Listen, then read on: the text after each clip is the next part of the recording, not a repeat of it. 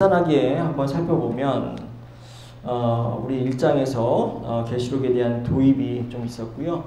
2장 3장에서는 우리 초대교회의 소아시아에 있는 7교회의 말씀을 통해서 순응하지 말고 로마 제국에 로마의 우상에 순응하지 말고 동조하지 말고 동화되지 말라 이런 메시지를 교회에 선포를 했죠. 그렇게 로마 제국의 뜻과 질서와 가치에 사는 것이 하나님의 뜻과는 반대되는 삶을 사는 것이다 라는 이야기를 했고요. 또 4장과 5절에서는 하나님만을 예배하라, 예수 그리스도만을 예배하라라고 하는 가장 권세가 있고 가장 힘이 있으신 분이 바로 로마의 황제가 아니라 하나님이시다 라고 하는 것을 이야기를 했습니다. 그리고 6장과 8장의 인을 떼는 이야기를 통해서 로마 제국은 심판받을 것이다. 로마의 우상 그리고 로마의 질서 이런 것들은 심판받을 것이다 라고 하는 메시지를 전달했습니다. 그리고 우리가 지난주, 지지난주, 2, 3주 동안 살펴본 9장에서 11장 말씀은 우리 신도들에게 있어서 하나님께서 사람들을 통해서 회개하라고 메시지를 전하고 있는 거죠. 회개하고 돌아서서 돌아서기를 권면하는 그런 말씀이었습니다. 이제 12장에서 14장까지의 말씀은요, 어떻게 보면 우리가 앞선 6장에서 8장 로마 제국, 로마의 우상, 로마 황제에 대한 이야기를 계속해서 이어나갑니다. 특별히 12장에서 14장까지의 말씀은 이제 로마 제국이 악마의 통치 가운데, 사탄의 통치 가운데 있는 그런 제국이라고 하는 사실을 폭로를 하고요. 이런 폭로를 통해서 그들이 얼마나 사악하고 억압적이고 사람들을 핍박하고 힘들게 하는 그러한 악마적인 세력인가라고 하는 것을 아주 무시무시한 그런 장면과 언어를 통해서 이야기를 하고 있습니다. 자, 본격적으로 한번 12장을 한번 살펴보도록 하겠는데요. 우리가 12장 시작이 어떻게 되었냐면 1절을 한번 보도록 하겠습니다. 제가 한번 읽어볼게요. 그리고 하늘에 큰 표징이 나타났는데 라고 시작을 합니다. 표징이라고 하는 게 사인이라고 하기도 하고요. 표적이라고 하기도 하고 표징입니다. 우리가 이제 표징이 무엇인가라고 하는 것을 이해할 필요가 있는데 표징은 어떤 역할을 하는 걸까요? 표징 자체가 메시지일까요?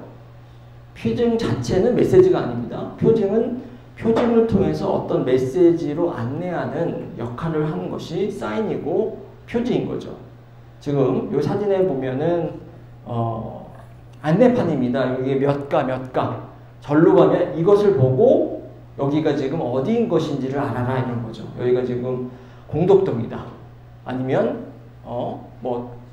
응암동이다 라고 하는 표지인 거죠. 이 표지를 통해서 사람들이 지금 내가 제대로 왔구나, 아니면 저쪽 길로 가야 되는구나 라고 하는 것을 보여주는 겁니다. 자, 그렇기 때문에 12장에서도 시작이 이제 표징이 나타났다고 하는데, 표징이 나타났다라고 하는 것은 이 표징이 어떤 내용인가? 그러니까 표징의 어떤 지금 되게 어떻게 보면 화려하고 어떻게 보면은 우리 상상력을 자극하는 그런 내용이 담겨져 있는데요. 그 자체가 메시지가 아니라 이 표징을 통해서 어떤 얘기를 하려고 하는지를 우리가 살펴봐야 한다라고 하는 거죠. 자, 지금 우리에게도 잘 알려진 내용입니다. 손가락으로 달을 가리키고 있어요. 그렇죠? 지금 손가락으로 달을 가리키고 있는데요. 이 손가락이 표징입니다. 이 손가락이 지칭하고 있는 건 달이죠. 손가락 자체가 아닙니다. 그러니까 손가락을 보는 것이 아니라 달을 봐야 한다는 거죠. 오늘 이 말씀도 표징을 우리가 주목해야 볼 것이 아니라 그 표징이 이야기하려고 하는 그 메시지가 무엇인지, 표징이 지시하고 있는 그 달이 무엇인지를 우리가 알아야 하는 겁니다. 자, 그러면서 이제 1절을 또 다시 한번 보도록 하겠습니다. 한 여자가 해를 둘러 걸치고 달을 그 앞에 밟고 12별이 박힌 면류관을 머리에 쓰고 있었습니다. 자, 표징이 나타났다라고 하면서 어떤 장면을 묘사하고 있죠? 여자가 나타납니다.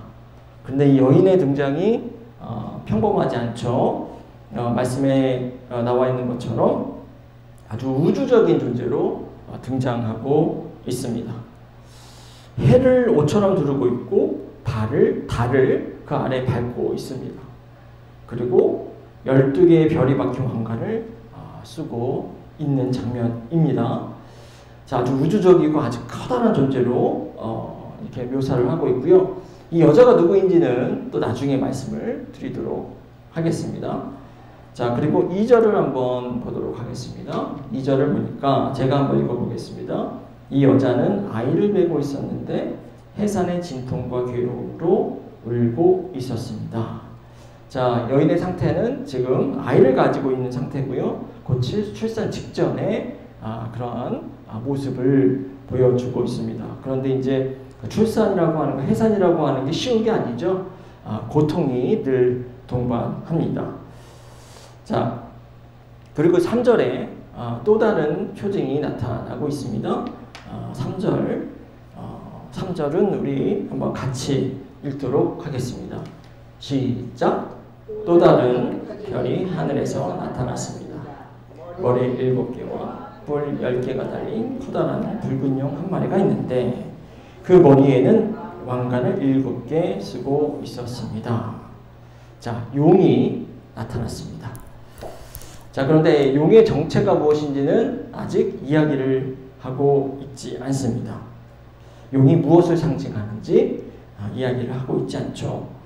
그런데 이 용의 정체가 명시적으로 누구인가는 상징하지 않지만 그럼에도 불구하고 아주 큰 힌트를 주고 있어요.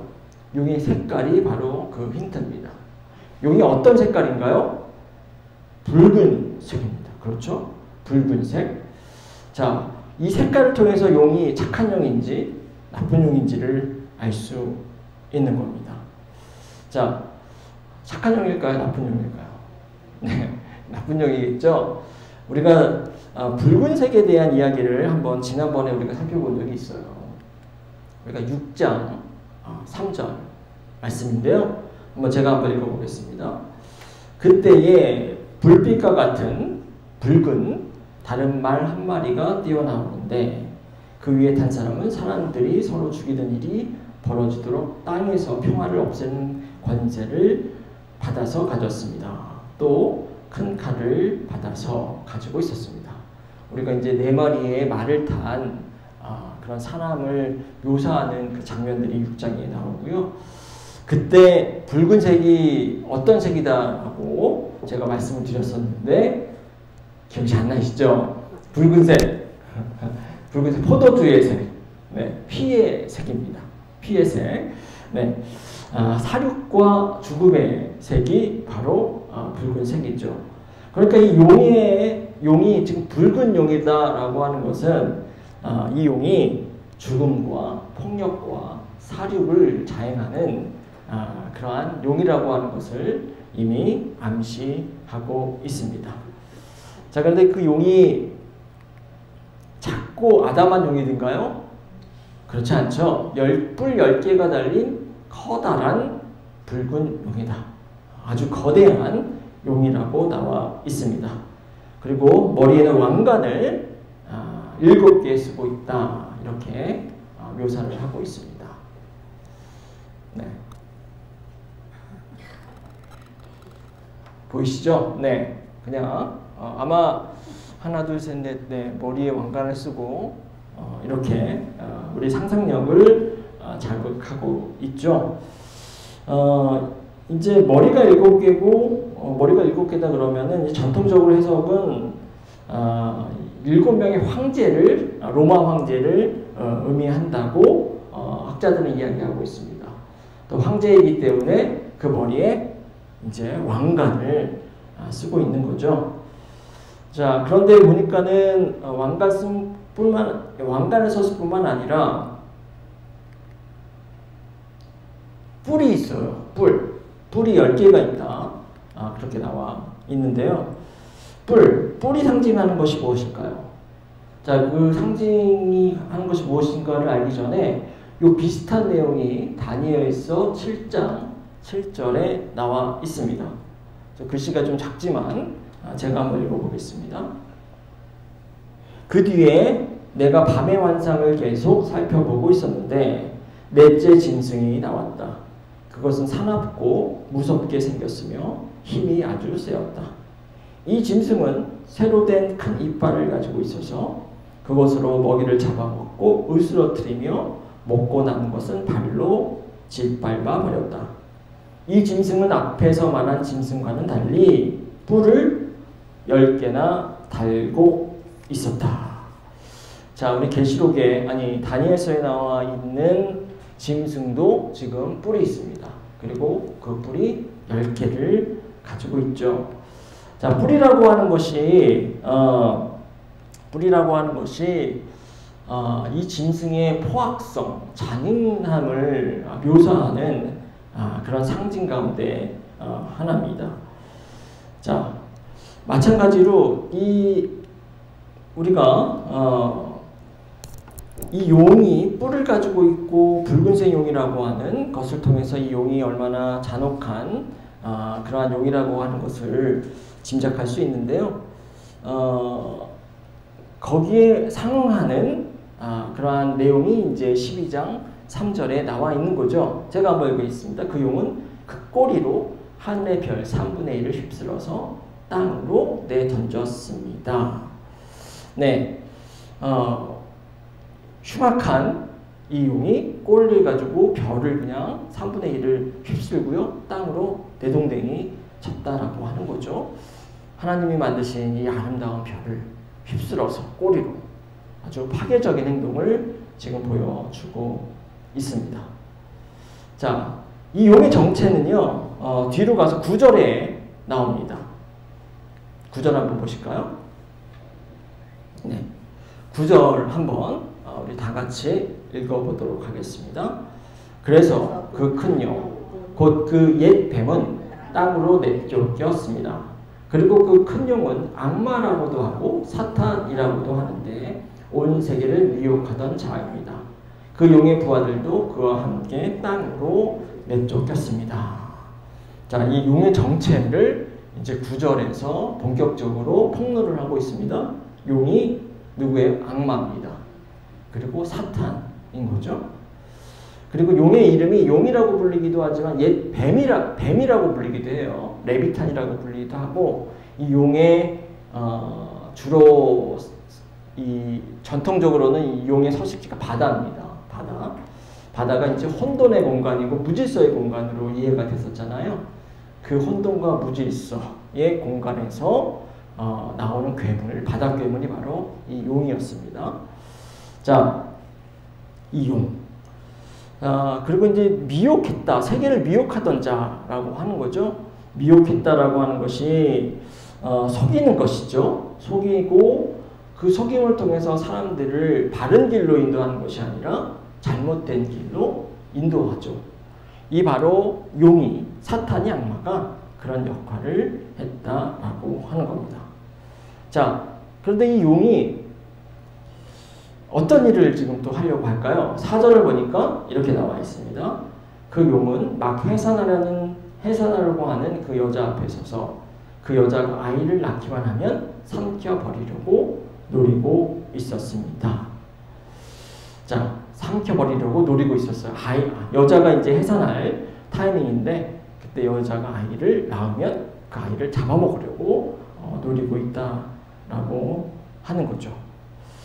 자, 이 여자가 지금 해산을 하려고 하는데 그 아이가 누구일까요? 아이가?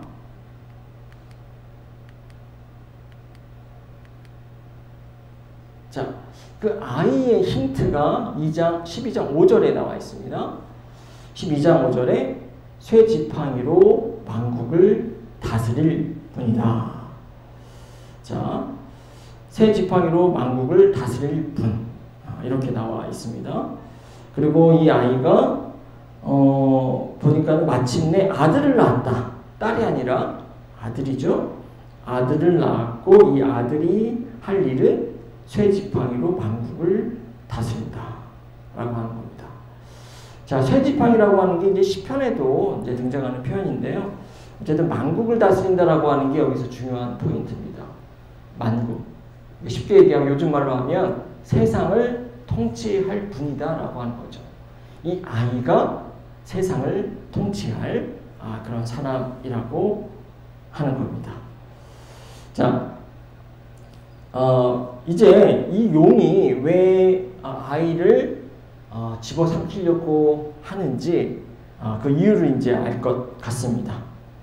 지금 살펴본 대로 이 아이가 나중에 결국엔 세상을 통치할 지배자가 될 것이기 때문에 이 용, 황제로 상징되는 이 용은 이 아이를 잡아먹어야 되는 거죠.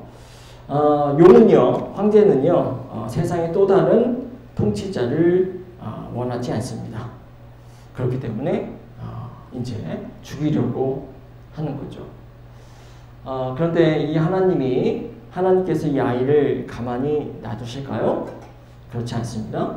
다시 이 12장 5절로 돌아가 보도록 하겠습니다. 5절을 보면 뒤쪽에 보면 이렇게 말씀이 나오죠. 별안간 그 아이는 하나님께로 곧 그분의 보좌로 이끌려 올라갔고, 별안간 그 아이는 하나님께로 곧 그분의 보좌로 올라갔다, 이끌려 올라갔다 라고 하는데요.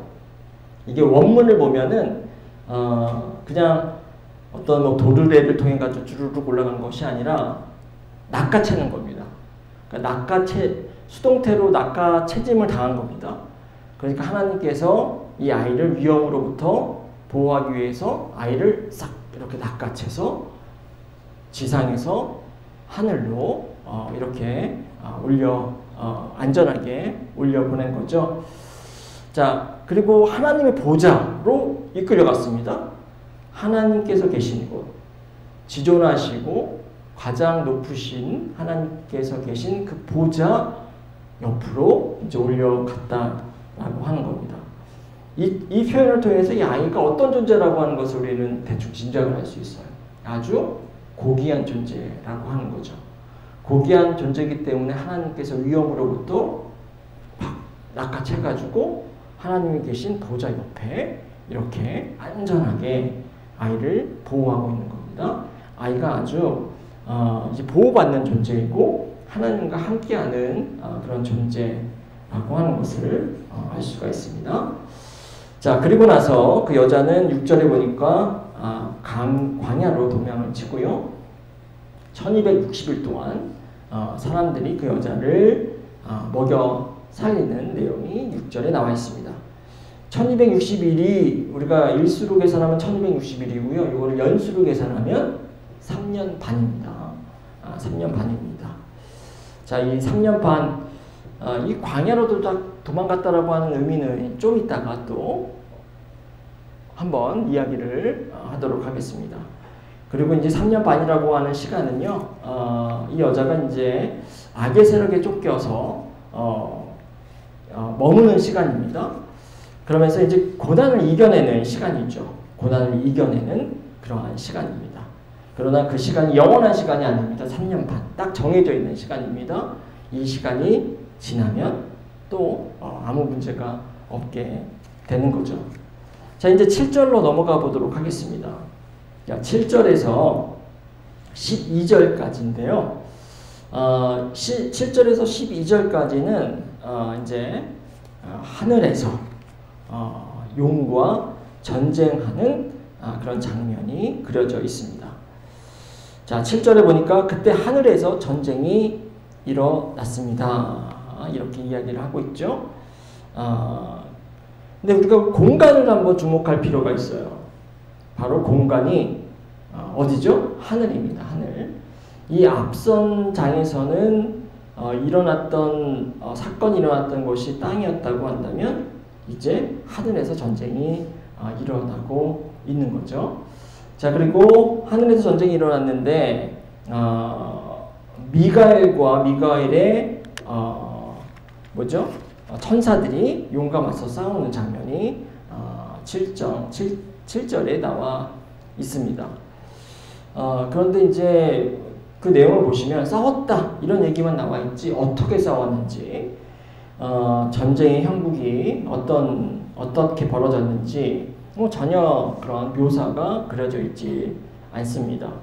자세한 설명이 없는 거죠. 왜 그럴까요? 자세한 설명이 없다라고 하는 것은 그게 그렇게 중요하지 않다라고 하는 것을 의미합니다. 중요한 것은 뭐냐면 용이 그냥 가볍게 패배를 당했다. 이게 여기에서 중요한 포인트 가운데 하나입니다.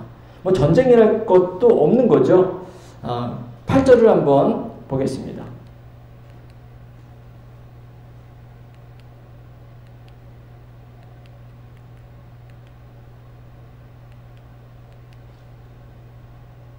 자, 8절 제가 한번 읽어보겠습니다. 당해내지 못하였으므로 하늘에서는 더 이상 그들이 발붙일 자리가 없었습니다. 이렇게 나오고 있죠. 네, 8절 우리가 본 것처럼 용은 그냥 하늘에서 결코 상대가 되지 않는 존재라고 하는 겁니다. 그러다 보니 하늘에서 그들이 발붙일 공간이 없는 겁니다. 그리고 이제 10절에서 12절까지는 이 내용을 보면 결국에는 이 하늘이라고 하는 공간이 전적으로 하나님의 통치 안에 있는 공간이다 라고 하는 것을 이렇게 찬양을 통해서 이야기를 하고 있는 겁니다. 자, 우리 아까 위에서 보면 그 사진이 한 장 있었죠? 이 사진. 지금 등장인물을 보면 여자가 등장하고, 그리고 뱀이 등장하고, 용이 등장하고, 그리고 이제 아이가 등장하는데요.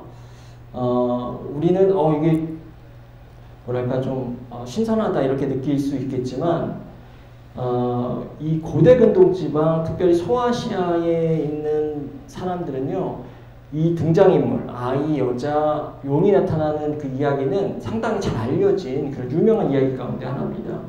이제 제우스가 레토라고 하는 여신이 있었어요. 그 여신과 관계를 통해서 아이를 낳습니다. 그 아이가 이제 아폴로, 우리가 알고 있는 아폴로 신입니다. 그런데 그 아폴로 신을 죽이려고 하는 어떤 신전을 지키는 용이 있었어요. 그 용이 있었고 결국에는 그 아폴로가 그 용을 죽이는 그런 내용이 있는데요. 그 내용이 그들에게 아주 잘 알려진 그런 이야기 가운데 하나였습니다.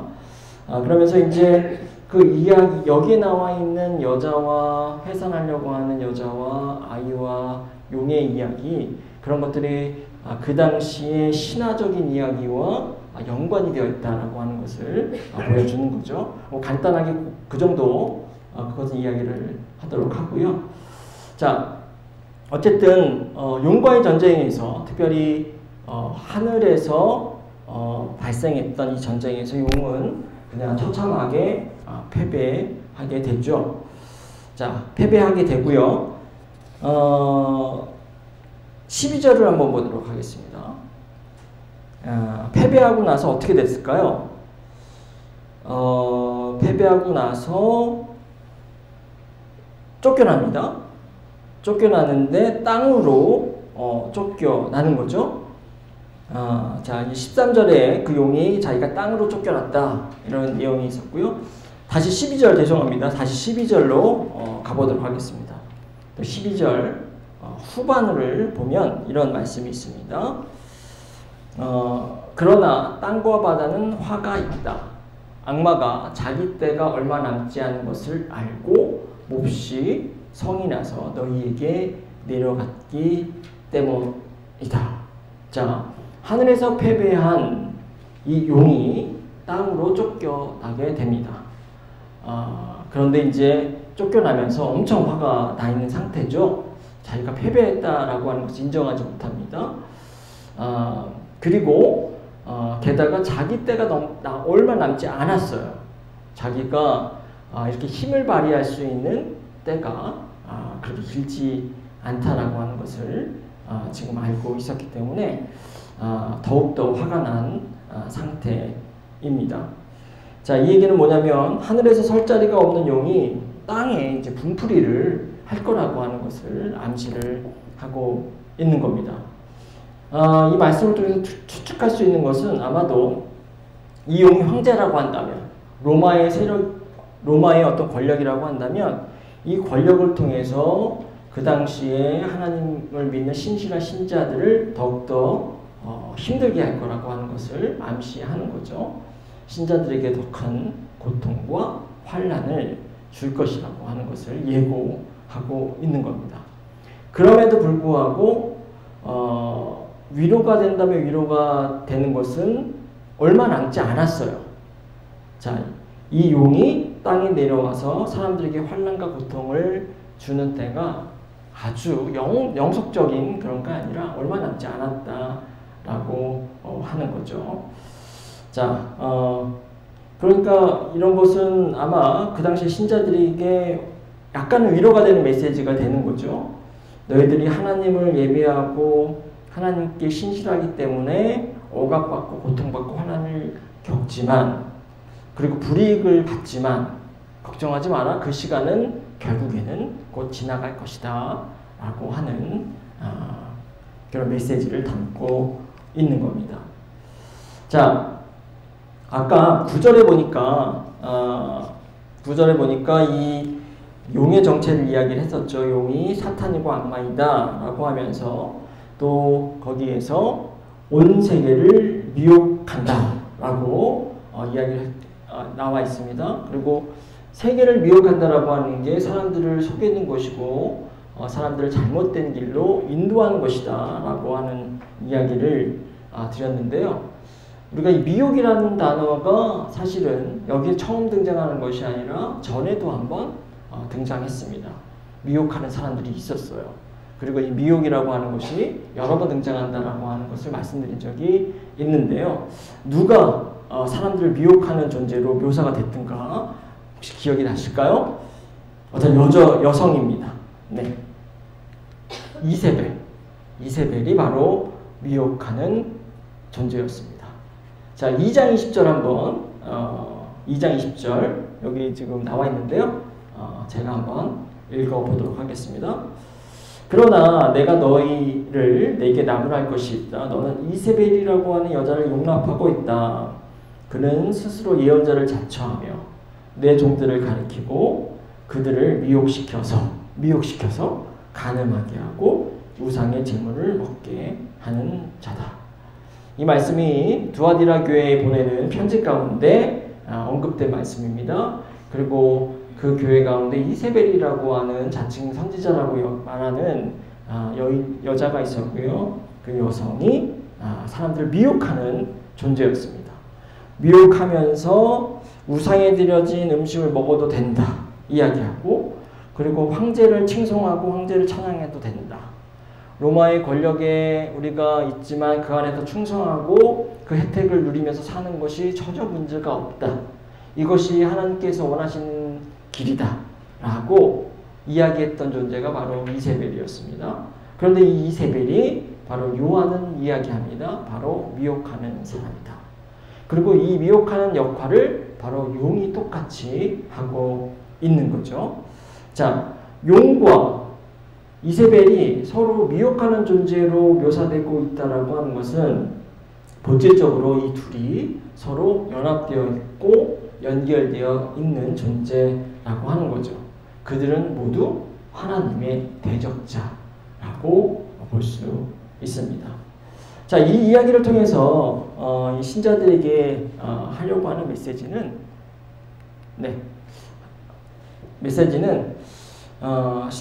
신자들에게 이 말씀을 읽는 독자들에게, 청자들에게 미혹하는 자들에게 속아 넘어가지 말고, 그들의 말에 동요되지 말고, 사탄의 괴략에 넘어가지 말고 하나님에 대한 신앙을 굳건히 지켜라 라고 하는 메시지를 주고 있는 겁니다.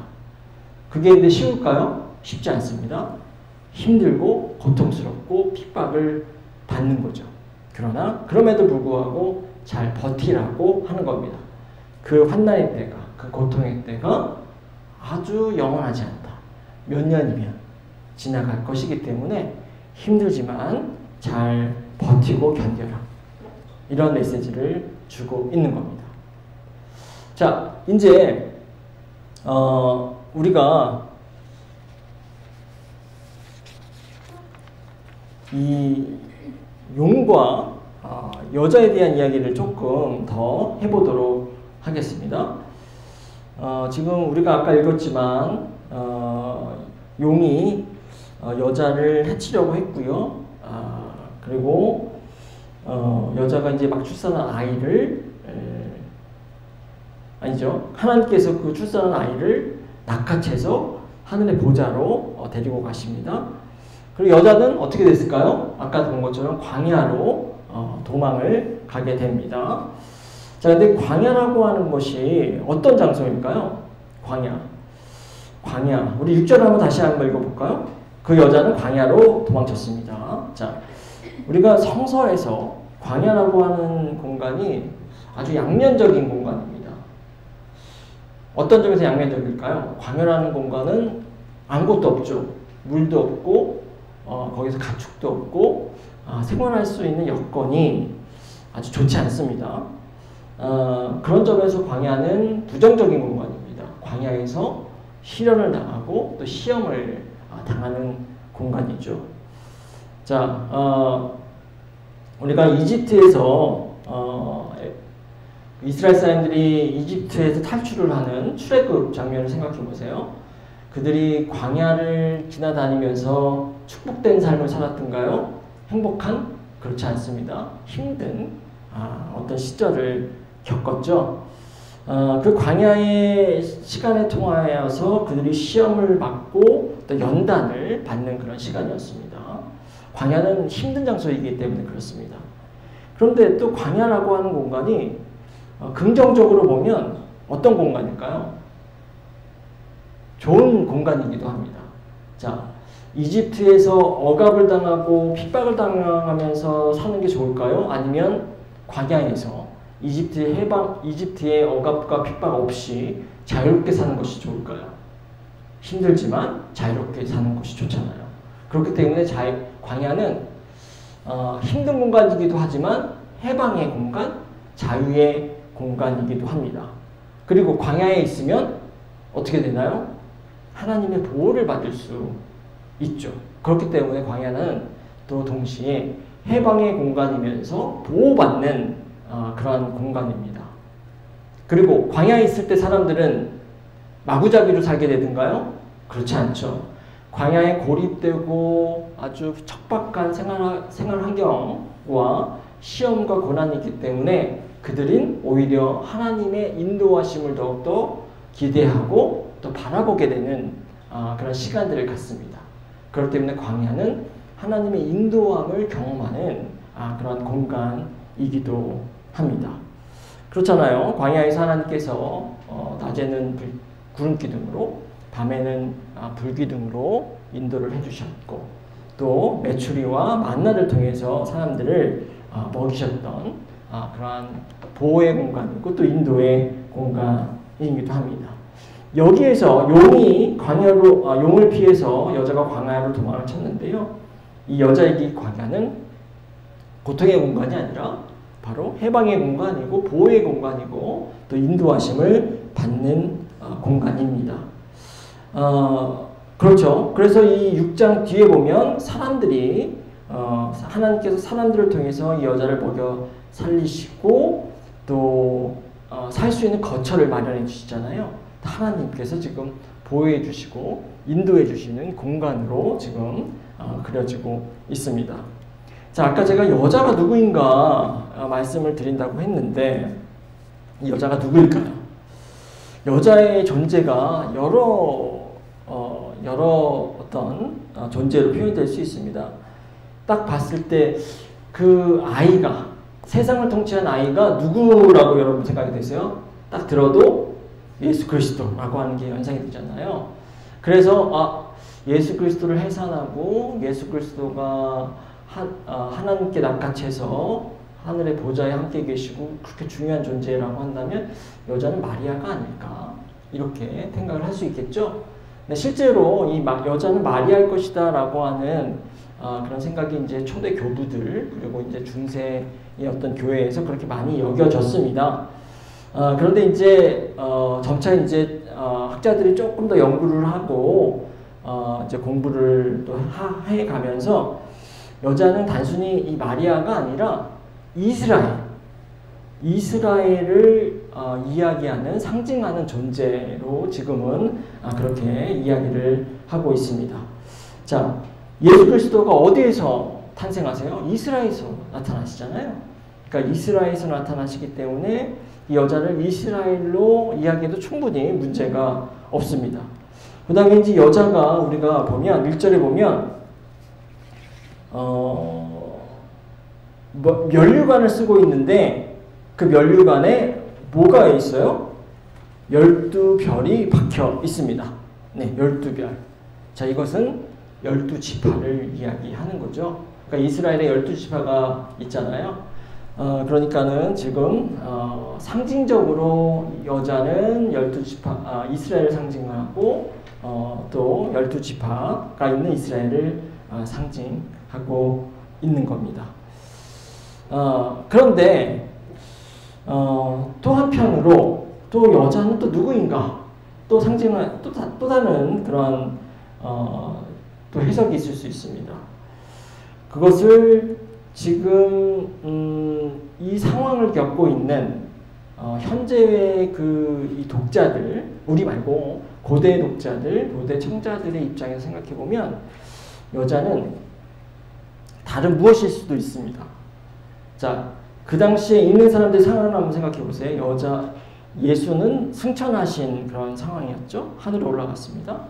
그리고 또 다른 상황은 사탄이, 악마가 사람들을 공격하고 있어요.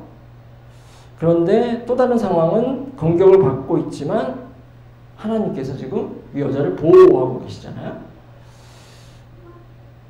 그렇습니다. 이러한 상황에 처해 있는 사람들이 누구일까요? 하나님께서는 이미 예수 그리스도를 승천하시고, 그러나 남아있는 신자들은 고통을 받고, 그러나 그 고통 속에서도 하나님께서 보호하시고 인도하시는 그런 상황에 있는 처한 사람들, 바로 그 당시의 교회이죠. 그 당시에 이 교회가 바로 이 여자의 모습을 통해서 투사되고 있다라고 볼 수 있는 겁니다. 그 교회 공동체가 바로 여자일 수도 있다라고 하는 거죠. 자, 우리가 13절을 보도록 하겠습니다.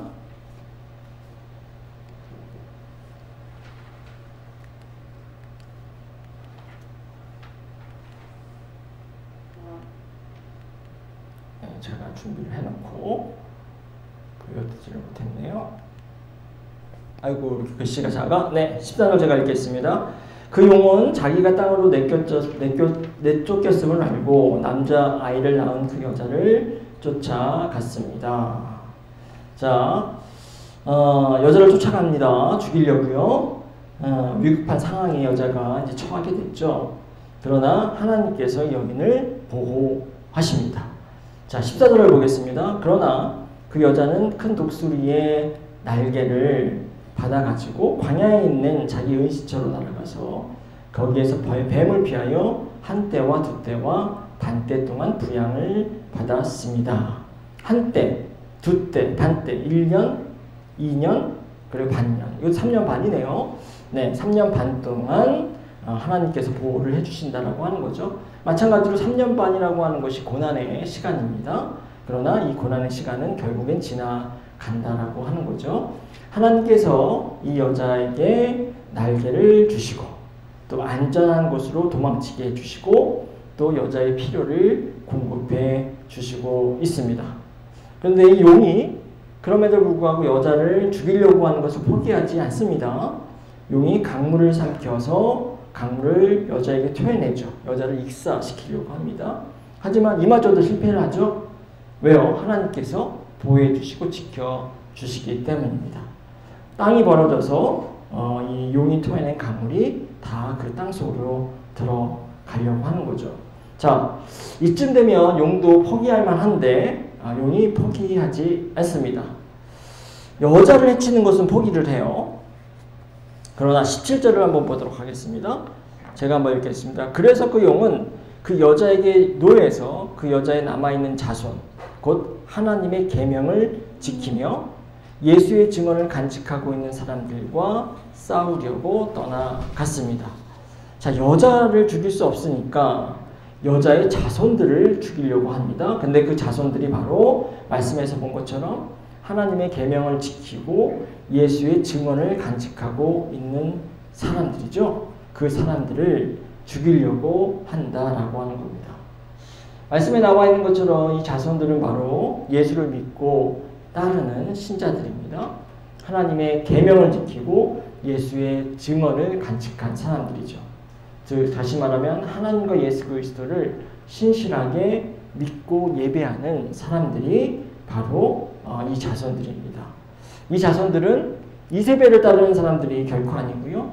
마찬가지로 로마의 황제와 로마 제국의 질서와 가치를 그리고 그들의 요구를 따르는 사람들이 아니었습니다. 그렇기 때문에 이들은 당연히 용의 악마의 사탄의 공격을 받게 되는 겁니다. 하지만 우리가 아까 말씀에서 본 것처럼요, 이 용의 공격, 사탄의 공격, 그것은 때가 얼마 남지 않았습니다. 그렇기 때문에 이렇게 신실한 신자들, 예수의 그리스도의 증인들은 잘 버티면 되는 거죠. 자, 오늘 이 말씀을 통해서 용이 누구인지, 그리고 용과 벌이는 전투에 대한 이야기, 그리고 여인에 대한 이야기를 한번 살펴보았습니다. 용이라고 하는 존재는 로마의 황제이고 또 로마의 권세이고 또 로마의 힘을 의미하는 거죠. 문제는 이 용이 신자들로 하여금 하나님의 계명을 따르지 못하게 하고 또 하나님을 신실하게 예배하지 못하게 하고 예수 그리스도를 온전히 믿지 못하게 한다라고 하는 것이 문제입니다. 그래서 예수의 증인들이, 신실한 증인들이, 참된 신자들이 그들의 신앙을 지키려고 하죠. 그런데 그런 지키려는 상황 속에서 그들은 고난을 당하고 박해를 당하고 따돌림 당하고 또 손가락질을 당하게 됩니다. 그럼에도 불구하고 이 말씀은 그런 신자들에게 용기를 주는 거죠. 용은 무섭고 두려운 존재죠. 그러나 잘 버텨라고 하는 거죠. 그들은 하늘에서도 패한 존재들이고 또 땅에서도 결국에는 패하고 사라질 것이다 라고 이야기를 하는 겁니다. 그렇기 때문에 여러분들이 계속해서 너희들의 신실한 신앙을 잘 지키고 예수의 증인으로서의 삶을 신실하게 살아가라 라고 하는 메시지를 던지고 있는 겁니다. 달콤한 말에 미혹되지 말고 현혹되지 말고 속아 넘어가지 말고 그 자리에서 하나님께 예배하고 신실히 하나님을 섬겨라, 예수 그리스도를 섬겨라 라고 메시지를 전하고 있습니다. 그런데 여기서 끝이 아닙니다. 용에서 끝나지 않습니다. 용이 본인은 하나님의 자손을 아니죠. 이 여자의 자손을 또 괴롭히고 죽이기 위해서 하수인을 끌어들입니다. 그것들이 바로 다음 시간에 나올 짐승들인 거죠. 자, 이 사탄이 미혹하고 또 이 용이 미혹하고 신자들을 공격하는 내용이 이 다음 주에 이어지는 13장에서 또 이어질 내용입니다. 우리 다음 주에는 이 짐승에 대한 이야기들을 한번 살펴보도록 하겠습니다. 자, 오늘 여기까지 하도록 하겠습니다. 함께 기도하겠습니다.